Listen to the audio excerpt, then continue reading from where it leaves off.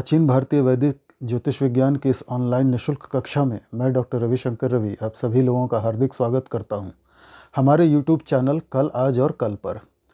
दोस्तों, अब तक हमने राजयोगों के बारे में जाना है। आज मैं आपको जन्म कुंडली में बनने वाले एक दोष के बारे में बताने जा रहा हूं। यह बड़ा दोष है, व्यक्ति के चरित्र को, स्वास्थ्य को, विशेषकर चरित्र को पूरी तरह से बर्बाद कर देता है। जातक या जातिका की जन्म पत्रिका में जिस प्रकार से राजयोगों का निर्माण होता है, कुछ ग्रहों के संयोग से, कुछ विशेष परिस्थितियों में, ठीक उसी प्रकार से किसी व्यक्ति की कुंडली में दोषों का भी निर्माण होता है, दुर्योगों का भी निर्माण होता है। दुर्योग आपके जीवन में आने वाली कठिनाइयों को, कठिन समय को दिखाते हैं। आपके ऊपर कितने दुख आएंगे, कितनी मुसीबतें आएंगी, उन मुसीबतों की, उन दुखों की इंटेंसिटी कितनी होगी। क्या ये दुर्योग 100% रिजल्ट देंगे, पूरी तरह से आपको बर्बाद करके रख देंगे, या कहीं कोई रिलैक्सेशन, कोई छूट भी मिलेगी आपको। इन दुर्योगों का प्रभाव क्या आजीवन चलता रहेगा या फिर थोड़े समय के बाद इनका दुष्प्रभाव समाप्त हो जाएगा। ऐसी बहुत सारी बातें जानेंगे हम आज के वीडियो में। आगे बढ़ने के पहले आपसे दो सदाबहार विनम्र निवेदन करना चाहूँगा। यदि आप डायरेक्ट इसी वीडियो पे आए हैं तो कृपया मेरे अब तक के जितने वीडियोज़ हैं वो सारे आप देख जाएं, जिससे आपको ये वीडियो समझने में बड़ी आसानी होगी। और यदि आपने अब तक हमारे चैनल को लाइक और सब्सक्राइब नहीं किया है तो कृपया अब कर लीजिए। यदि आपको हमारा चैनल, हमारा कंटेंट पसंद आता है, ज्योतिष के बारे में जो जानकारी मैं आपको उपलब्ध करवा रहा हूँ वो आपको संतुष्ट करती है, तो कृपया हमारे चैनल को आप लाइक, सब्सक्राइब करें, ऑल ऑप्शन को टच करें, बेल आइकॉन के बटन को दबाएं और हमारे चैनल को अपने सोशल मीडिया अकाउंट्स पर ज़रूर शेयर करें। अपने मित्रों, रिश्तेदारों, पड़ोसियों को हमारे चैनल के बारे में ज़रूर बताएं, ताकि वो सब लोग भी अपनी जन्म पत्रिका स्वयं पढ़ सकें और अपनी समस्याओं का निदान स्वयं कर सकें। तो चलिए दोस्तों, शुरू करते हैं। आज जिस दोष की मैं बात करने जा रहा हूँ वो बृहस्पति और राहु के संयोग से बनता है और उस दोष का नाम है चांडाल दोष। जैसे मैंने अपने पिछले वीडियो में बताया था कि बृहस्पति और चंद्रमा के मिलने से, दो शुभ ग्रहों के मिलने से, दो ऐसे ग्रह जो एक दूसरे के मित्र भी हैं, उनके मिलने से एक महाप्रभावशाली, अत्यंत समृद्धिकारक राजयोग का निर्माण होता है। उसी प्रकार दो अपोजिट नेचर वाले, प्रकृति में बिल्कुल विपरीत ग्रह जब आपस में मिले, उनका संयोग हो, तब भी कुछ ना कुछ बनेगा। ये तो प्रकृति का नियम है कि प्रकृति में पाई जाने वाली दो चीज़ें जब आपस में मिल जाती हैं, जुड़ जाती हैं, तो कुछ ना कुछ तीसरा नया प्रोडक्ट तो बनता ही है। किसी न किसी तीसरे नए चीज़ का निर्माण तो होता ही है।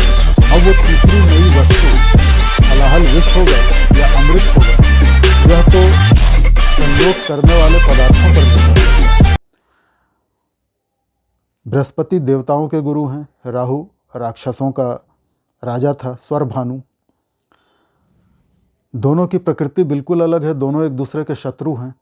जहाँ बृहस्पति धर्म, ज्ञान, न्याय, सज्जनता, परोपकार, दया, क्षमा, बुद्धि, विद्या, इसके प्रतीक हैं, वहीं राहु ठगी, 420, लूट खसोट, धोखा, षड्यंत्र, पाप, इन चीज़ों का प्रतीक है। मतलब एक अमृत है और एक विष है, एक दिन है तो एक रात है, एक सफ़ेद है तो एक काला है। अब ये दोनों चीज़ें जब आपस में मिलेंगी, डिग्री वाइज एक दूसरे के करीब आएंगी, तो क्या परिणाम होगा, व्यक्ति के जीवन पे इसका क्या असर पड़ेगा। मित्रों, जैसा कि मैंने अपने पिछले वीडियो में भी बताया था और पहले भी कई बार बता चुका हूँ, जब भी दो अलग अलग प्रकृति के ग्रह आपस में एक साथ कहीं बैठते हैं, किसी भी भाव में, जन्म कुंडली के किसी भी भाव में, या दो अलग अलग प्रकृति की वस्तुएं जब एक साथ आती हैं, मिक्स होती हैं, उनका योग बनता है, तो दोनों ही वस्तुओं के गुण और दोष एक दूसरे में समा जाते हैं। या दूसरे शब्दों में कहें तो दोनों ही वस्तुएं एक दूसरे को प्रभावित करती हैं अपने गुणों से। जब दो एक समान प्रकृति की चीज़ें मिलती हैं तो दोनों के गुणों में इजाफा होता है, बढ़ जाती हैं चीज़ें। जब अलग अलग विरोधी प्रकृति की चीज़ें आपस में मिलती हैं तो दोनों का थोड़ा लॉस होता है, कुछ ना कुछ ह्रास, कुछ ना कुछ क्षीणता अवश्य आती है। जैसे आग और पानी, अगर इन दोनों को आपस में मिलाया जाए, कहीं आग लगी और उस पर आप पानी डाल दें तो आग बुझ जाएगी और पानी भी भाप बन के उड़ जाएगा, वाष्प बन के, स्टीम बन के उड़ जाएगा। यानी दोनों की शक्तियों का नाश होगा, ह्रास होगा, नुकसान दोनों का होगा। आग की शक्ति भी क्षीण हो जाएगी और पानी भी भाप बन के उड़ जाएगा। ठीक इसी प्रकार से जब दो अपोजिट नेचर के ग्रह, शत्रु ग्रह, जन्म कुंडली के एक ही भाव में बैठ जाएं, डिग्री वाइज बहुत क्लोज आ जाएं, तो दोनों के गुणों में कुछ ना कुछ डिक्रीज देखने को मिलता है, कुछ ना कुछ ह्रास होता है। दोनों एक दूसरे को प्रभावित करते हैं। जो अच्छा है उसकी अच्छाई थोड़ी कम हो जाएगी, जो बुरा है उसकी बुराई थोड़ी कम हो जाएगी। अब चांडाल दोष तो बन जाएगा। बृहस्पति और राहु जब एक साथ आएंगे तो चांडाल दोष का निर्माण तो होगा, किंतु ये चांडाल दोष आपकी जन्म पत्रिका में कितना प्रभावशाली होगा ये निर्भर करता है दोनों ग्रहों के बलों पर। दोनों ग्रहों में से बृहस्पति और राहु में से एक देवता है, दूसरा राक्षस है। यदि इन दोनों में से बृहस्पति बलवान हुआ तो चांडाल दोष का प्रभाव कम होगा और बृहस्पति के जो गुण हैं, ज्ञान, दया, तप, त्याग, परोपकार, इन चीज़ों में वृद्धि होगी। यदि राहु बलवान हुआ, बृहस्पति कमज़ोर हो गए, तो राहु के जो नेचुरल गुण हैं, चोरी, डाका, धोखा, लूट, षड्यंत्र, छल, कपट, झूठ बोलना, इन सारी चीज़ों में वृद्धि हो जाएगी। जैसे किसी जंगल में आग लगी हो, बड़े इलाके में आग खूब तेज़ी से भड़की हुई हो, और आप एक लोटा पानी डालें या एक बाल्टी पानी डालें तो क्या होगा? सारा का सारा पानी भाप बन के उड़ जाएगा, आग नहीं बुझेगी, आग पर कोई असर नहीं पड़ेगा। लेकिन आप टैंकर से पानी डालें या हेलीकॉप्टर से पानी बरसाएं तो आग बुझ जाएगी। किसी छोटी सी जगह में आग लगी हो और आप उस पर टैंकर का टैंकर पानी उड़ेल दें तो आग बुझ जाएगी, पानी बच जाएगा। मतलब जो ग्रह अधिक बलशाली होगा उसके गुण धर्म जो हैं वो उस जातक में ज़्यादा देखने को मिलेंगे। जो ग्रह कमज़ोर होगा उसके गुण कम देखने को मिलेंगे। क्लियर? अब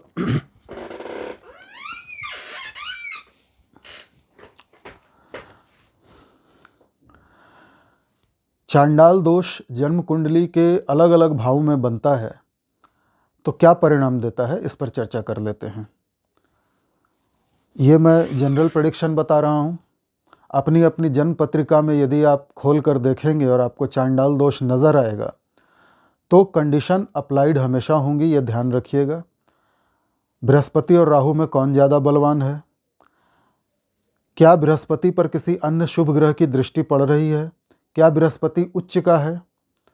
अगर उच्च का होगा, शुभ ग्रहों के प्रभाव में होगा, मित्र के घर में होगा तो बृहस्पति के गुणों में वृद्धि होगी। यदि बृहस्पति नीच का होगा, अशुभ ग्रहों की दृष्टि में होगा, अस्त होगा, वक्री होगा तो राहु के गुणों में वृद्धि होगी।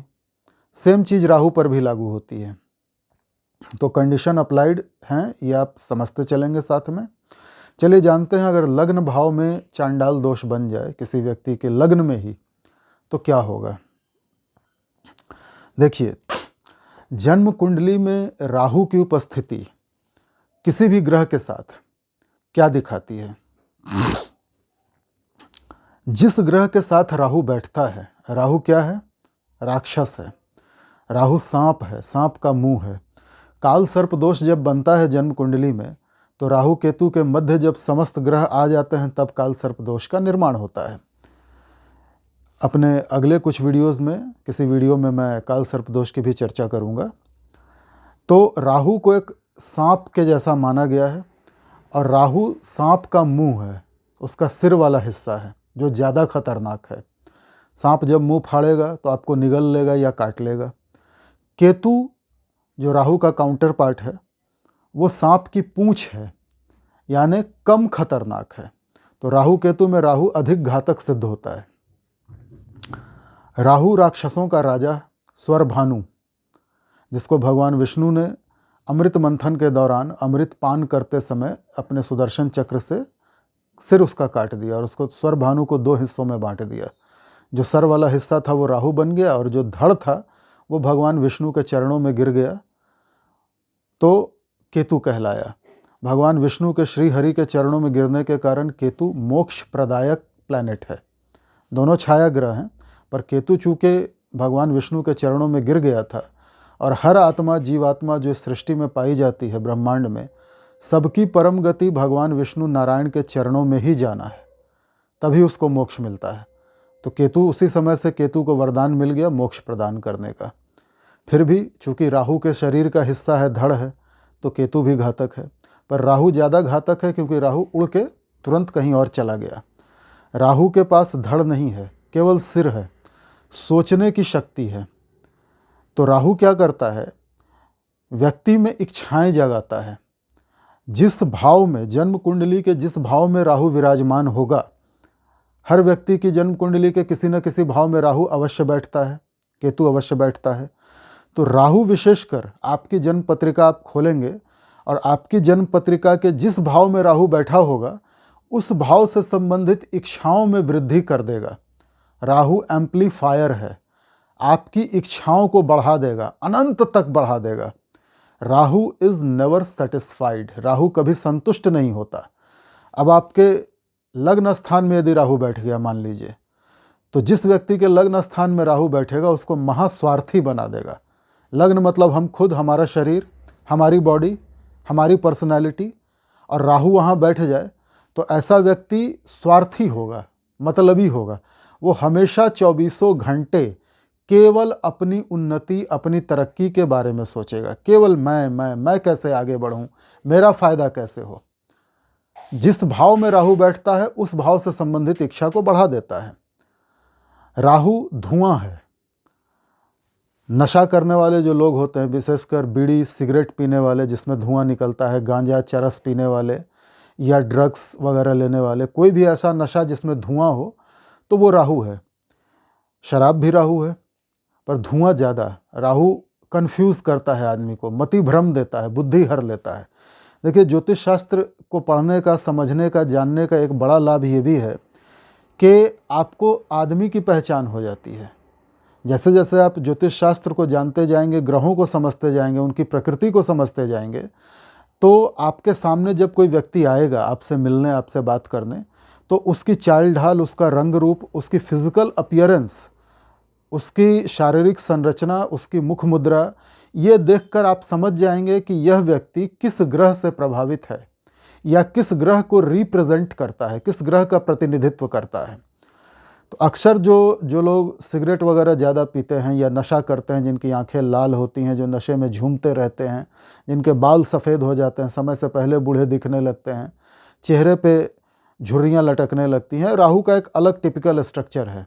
वो आपको सामने वाले को देख के ही समझ में आ जाए कि इस व्यक्ति पे राहु का पूरा प्रभाव है।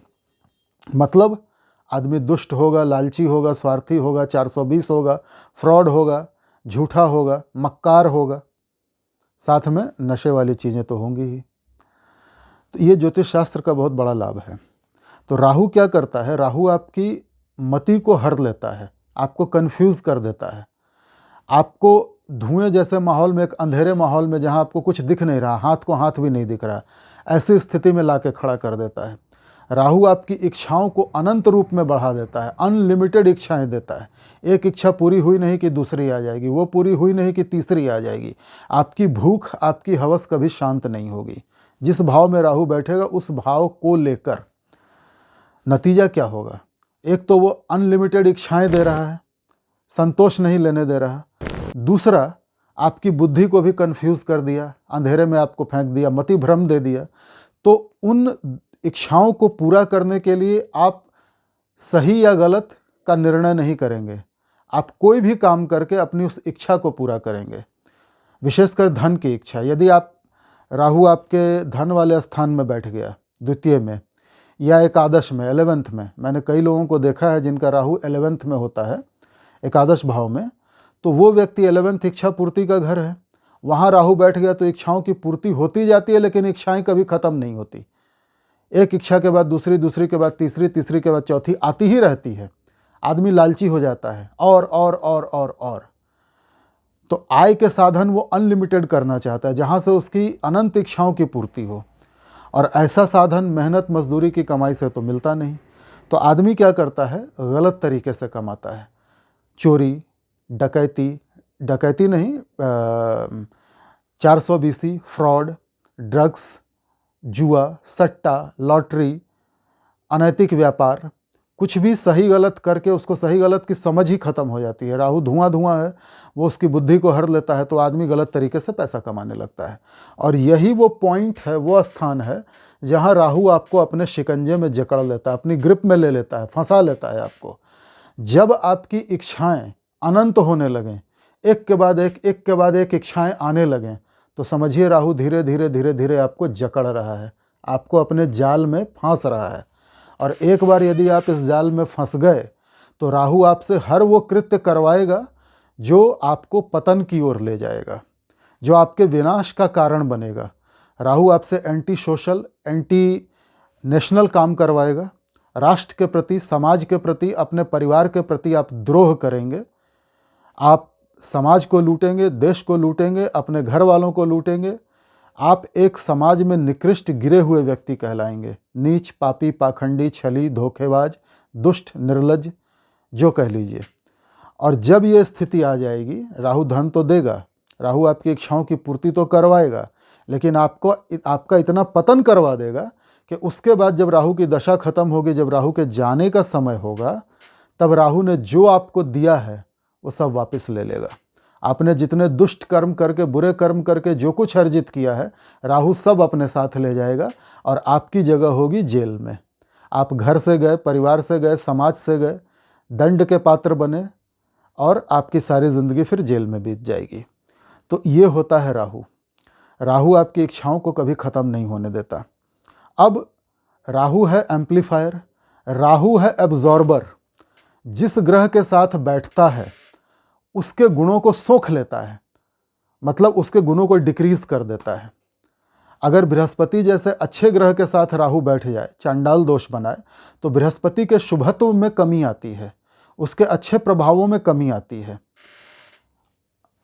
अब यहाँ बात वही है कि जो ग्रह ज़्यादा बलवान होगा वो अधिक प्रभाव दिखाएगा अपना।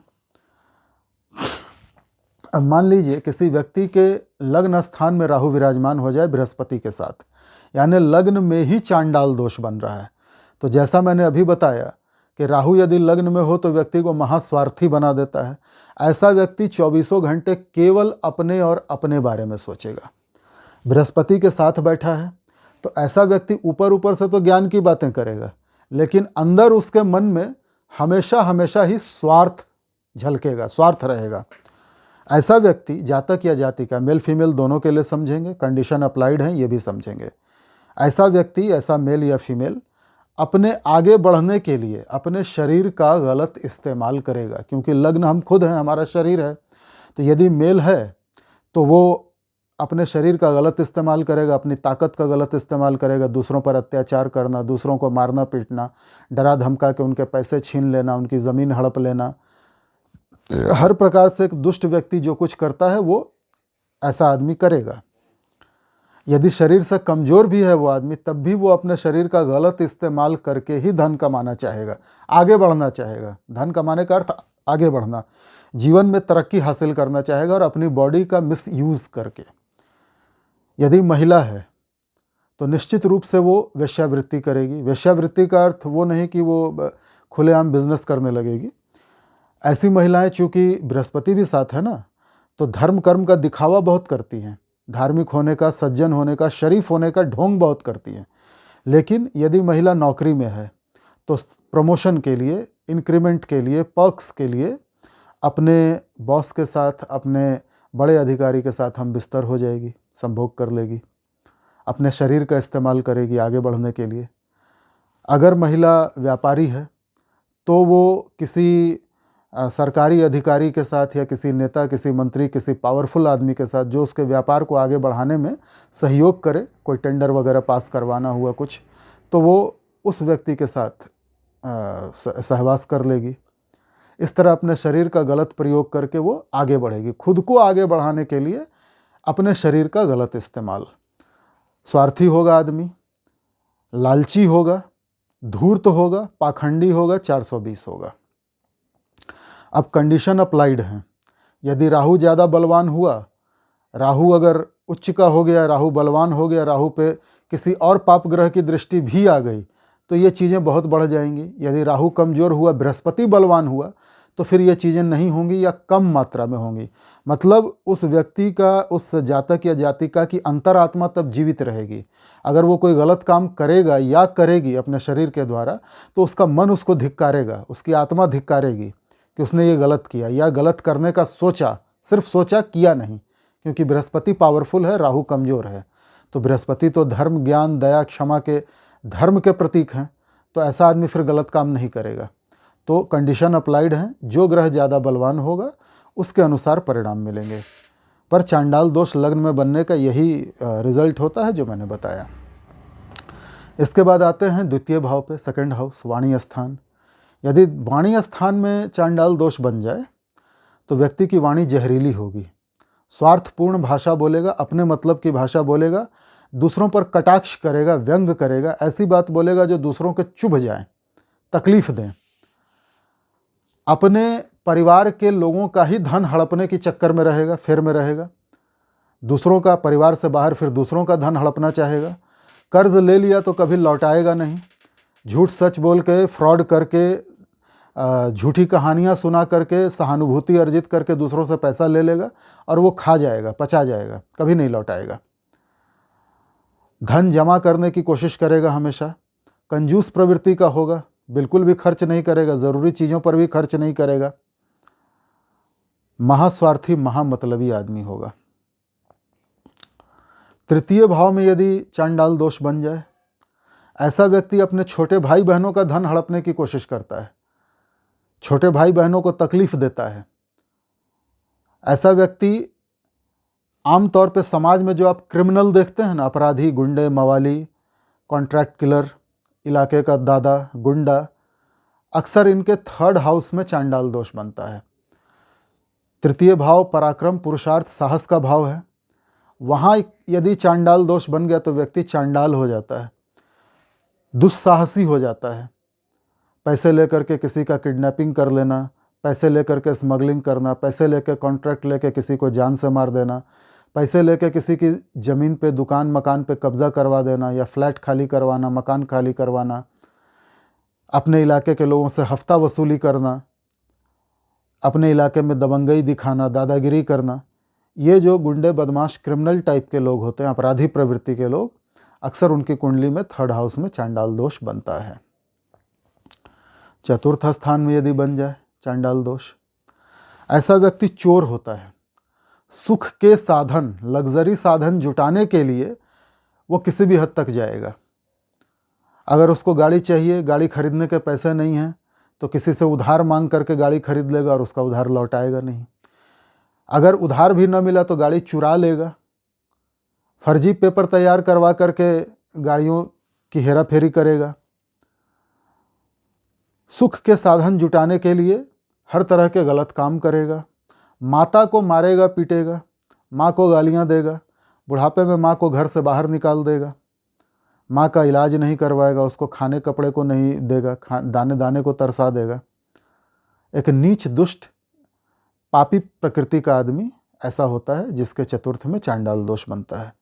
But conditions are always applied. Conditions क्या हैं ये आपको मैं बता ही चुका हूँ, ये हर भाव के लिए समझते चलेंगे। बृहस्पति ज़्यादा पावरफुल होगा तो इन चीज़ों में बहुत कमी आएगी या लगभग ना के बराबर होंगी। राहु ज़्यादा पावरफुल होगा तो ये चीज़ें करवा देगा आदमी से। पंचम में यदि चांडाल दोष बन जाए, कंडीशंस अप्लाइड हैं, तो व्यक्ति क्या करता है, अपने बच्चों से मजदूरी करवाता है। खुद बैठ के शराब पिएगा, खुद बैठ के पलंग तोड़ेगा, खाएगा पिएगा, पड़ा रहेगा और अपने बच्चों को काम करने के लिए भेजेगा। छोटे छोटे बच्चों से मजदूरी करवाएगा। बच्चे नहीं जाना चाहेंगे तो मारपीट करेगा उनके साथ। बच्चे स्कूल जाना चाहेंगे तो स्कूल नहीं जाने देगा, उनकी पढ़ाई छुड़वा देगा। अगर लड़की है, बच्ची है कोई घर में तो उससे वेश्यावृत्ति करवाएगा, ज़बरदस्ती धंधा करवाएगा या भीख मंगवाएगा। दूसरों का बच्चा चोरी कर लेगा, दूसरों की ज़मीन जायदाद पे बुरी नज़र होगी, हड़पने की कोशिश करेगा। ऐसे बहुत सारे लक्षण होते हैं पंचम स्थान में जब चांडाल दोष बनता है तब कंडीशंस अप्लाइड हैं। छठे में यदि चांडाल दोष बन जाए तो ऐसा व्यक्ति हर किसी से शत्रुता रखता है, हर एक आदमी से लड़ता है और उसके ऊपर कई सारे केसेस चलते रहते हैं। उसका चक्कर कोर्ट कचहरी में लगा ही रहता है।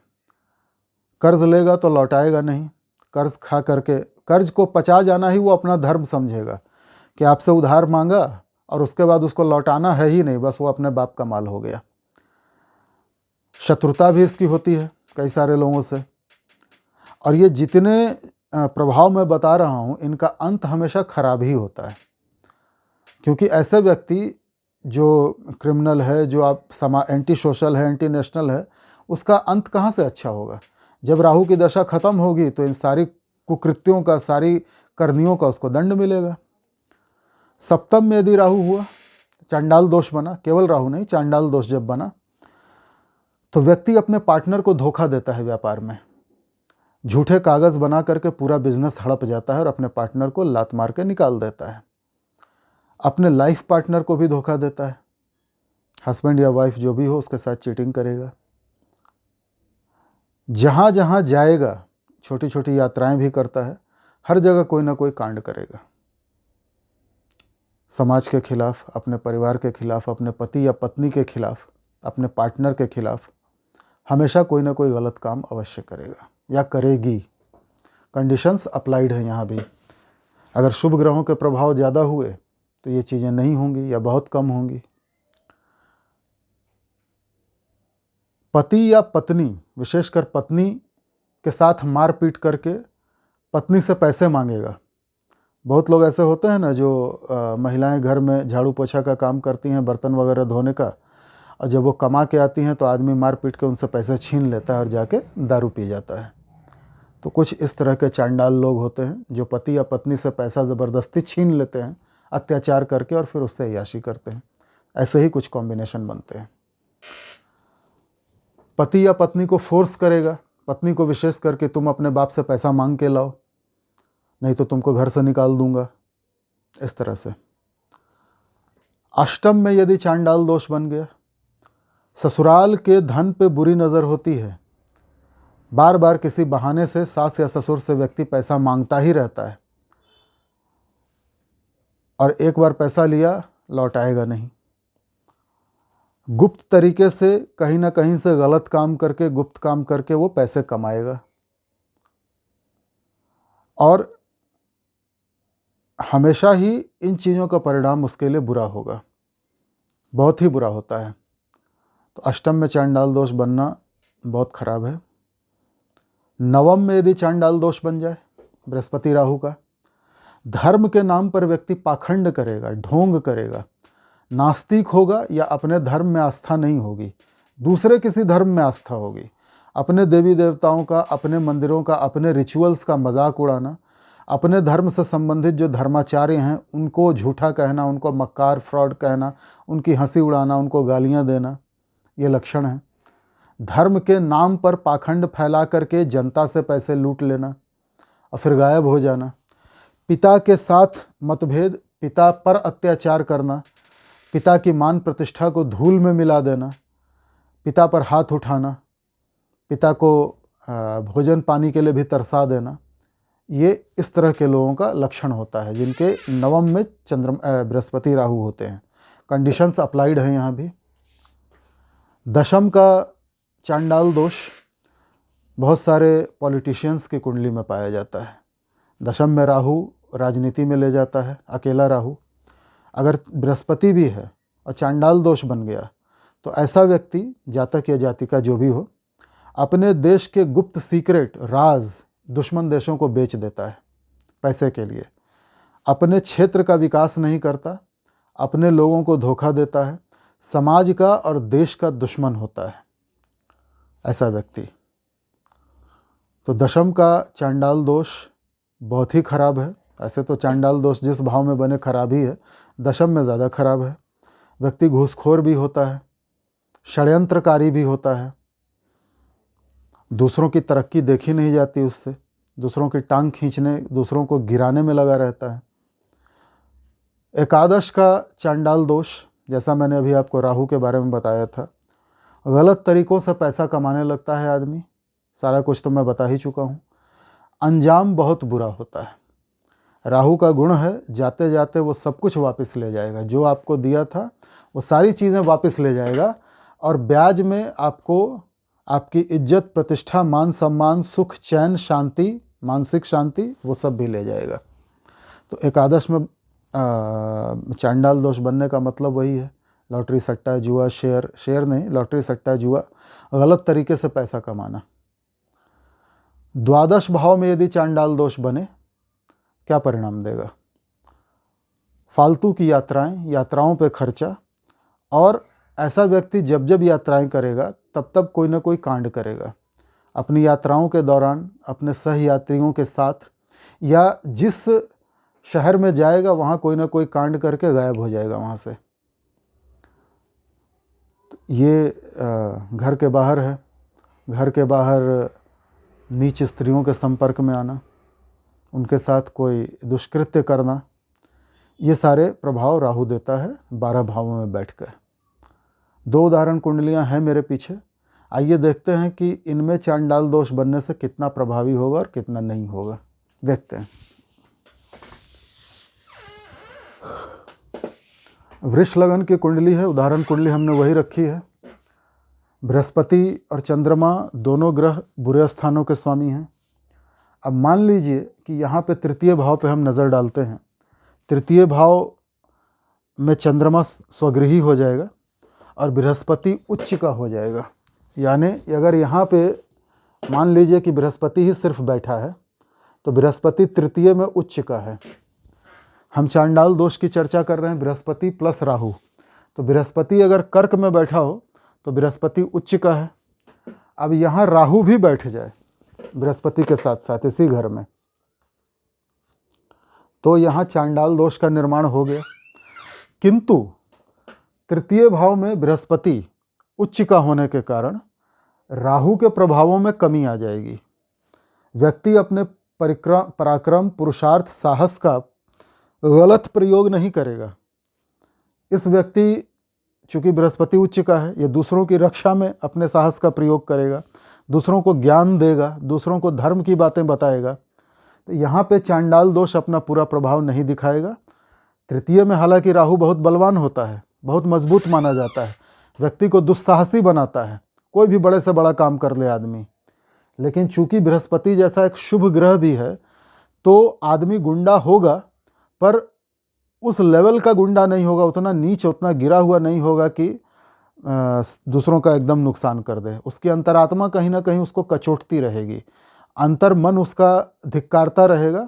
और यदि बृहस्पति बहुत बलवान हुआ तो पूरी संभावना है कि ऐसा व्यक्ति गलत रास्ता छोड़कर सही रास्ते पे आ जाए, मतलब गुंडागर्दी, 420 फ्रॉड इत्यादि को छोड़ दे, उसका मन परिवर्तन हो जाए। दूसरी कुंडली वृश्चिक लगन की है। वृश्चिक लगन में मान लीजिए धन स्थान है, वहाँ पे गुरु राहु साथ आ गए, चांडाल दोष बन गया। यहाँ गुरु और राहु, या मान लीजिए सप्तम स्थान में बृहस्पति राहु आ गए और यहाँ चांडाल दोष बन गया। 8, 9, 10, 11, 12, 1, 2 यहाँ वृष राशि आएगी। क्या परिणाम होंगे? सप्तम स्थान में वृष राशि है, बृहस्पति अपने शत्रु के घर में है और राहु अपने मित्र के घर में है। राहु और शुक्र की मित्रता है, वृष राशि का स्वामी शुक्र है, तो राहु तो मित्र के घर में आ गया, लेकिन बृहस्पति आ गया शत्रु के घर में। सप्तम स्थान को देखें तो बृहस्पति यहाँ कमजोर हो जाएंगे। हालांकि बृहस्पति लग्नेश मंगल के मित्र हैं, पर फिर भी बृहस्पति यहाँ कमजोर हो जाएंगे सप्तम में, और राहु थोड़ा उनसे बलवान हो जाएगा। तो नतीजा अभी जो मैंने बताया, सप्तम में चांडाल दोष बनने के क्या परिणाम होते हैं, वो परिणाम देखने को ज़्यादा मिलेंगे। व्यक्ति अपने पार्टनर को धोखा देगा, बिजनेस पार्टनर को धोखा दे के बिजनेस हड़पने की कोशिश करेगा, लाइफ पार्टनर को धोखा देगा, ऐसे गुण आएंगे उसमें। सेकंड हाउस में देखिए बृहस्पति स्वगृही हो गया, अपने घर का है और लग्नेश मंगल का मित्र भी है। बृहस्पति के घर में राहु बैठा है, यानी राहु वीक है, राहु कमजोर है, वहाँ बृहस्पति बलवान है। तो फिर चांडाल दोष का कोई यहाँ पे बुरा प्रभाव नहीं मिलेगा, बहुत थोड़ा हल्का फुल्का। बृहस्पति अच्छे कामों से धन जमा करवाएंगे। ऐसा व्यक्ति सज्जन होगा, परोपकारी होगा, उसकी वाणी मीठी होगी, हमेशा धर्म ज्ञान की बातें करेगा, दूसरों के धन पे बुरी नज़र नहीं रखेगा, किसी का लूटेगा नहीं। तो ये कंडीशन बताती है कि जो ग्रह बलवान होगा, कंडीशन अप्लाइड है, उसके परिणाम मिलेंगे फिर। और यही चीज़ हर दोष या हर राजयोग में देखने को मिलेगी। तो आशा करता हूँ आपको चांडाल दोष अच्छे से समझ आ गया होगा। मिलते हैं अपने अगले वीडियो में, तब तक के लिए नमस्कार।